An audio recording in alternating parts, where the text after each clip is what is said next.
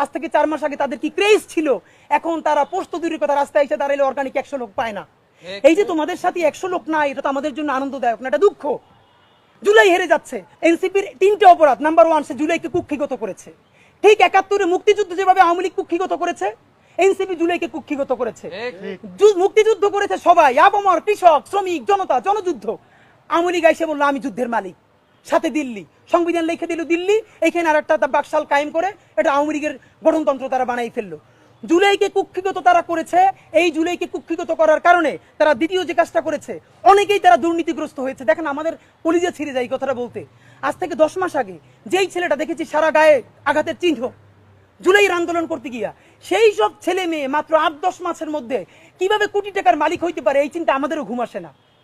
10 মাস তো, আরে রাজনীতি তো আগামী 5 বছরের না, রাজনীতি তো 50 বছরের। কষ্ট কইরা বসে থাকলে আগামী বাংলাদেশ হয়তো আমাদের, জুলাই যোদ্ধাদের। এখন তারা যে দুর্নীতি করলো, তারা তো এই সরকার পড়ে যাওয়ার সাথে সাথে কেউ যাবে দুবাই, যারা ফ্ল্যাট কিনছে, হাউজিং এ প্রজেক্ট করছে, ওইখানে ব্যবসা কিনছে, কেউ যাবে বিদেশ, যারা মাস্টারমাইন্ড হইছে। এই লক্ষ লক্ষ জুলাই জানো তো কোথায় যাবে? আমাদেরকে যে তোমরা এই জাহান্নামের মধ্যে ফেলাই দেবা, এর দায় কিন্তু ইতিহাসের কাছে দিতে হবে, আল্লাহর কাছে দিতে হবে। নাম্বার 2, আপনাদেরকে বলতে চাই, এই ঐক্য প্রথমত বিনষ্ট করেছে এনসিপি। এই যে জুলাইয়ের বৃহত্তর ঐক্য, কত মানে মনে করে ফেসবুক একটা আছে, আগেও বলছিলাম যে ফেসবুক অ্যাকাউন্ট সব ডক্টর ইউনূসের কাছে জমা থাকবে। মন চাইলে এই পোস্ট দেয়, আধা ঘন্টা পর ডিলিট দেয়, এরপর 3 ঘন্টা পর হিসাবে দুঃখ প্রকাশ করে। ভাই এটা কি বাচ্চা কাচ্চাদের ওই হান্ডি পাতিল খেলা, যে ঠিক আছে খেলবো না, হারেই ফেরত দাও, একটু পরে এসে আবার ঠিক আছে খেলা শুরু করি? বাবা তুমি যদি ইমোশনাল হও, তোমার যদি কবি সাহিত্যিক আর্টিস্টিক সেন্সটা বেশি থাকে, তুমি যদি অভিমানী বালক হও, তাহলে তুমি নাটক করবা, সিনেমা করবা, থিয়েটার করবা, আর্ট কালচার করবা। তোমার উপদেষ্টা হওয়ার মতো সিরিয়াস দায়িত্ব কে নিতে বলছে? আমরা যখন এটা সমালোচনা করলাম, তাদের ভাই বন্ধুরা আমাদেরকে কিয়ামত করে সমালোচনা করলো, তখন বললাম ভাই তিনি বিদেশ চলে যাবেন, যেই সব ছেলে মেয়েরা তোমরা দেশে আসো, তোমরা দেশে থাকবা, তোমাদেরকে মানুষ ভালোবাসে।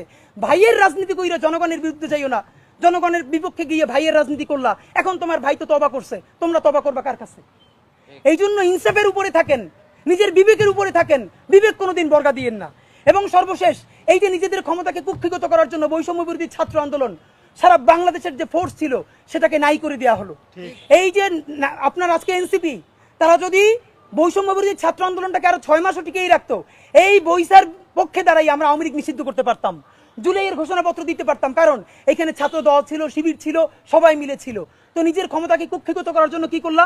কতক্ষণ শাহবাগের পক্ষে গেলা, বিপক্ষে গেলা, জামাত, হেফাজত, ইসলামপন্থীদের গাইলেইলা, আবার সরি বললা।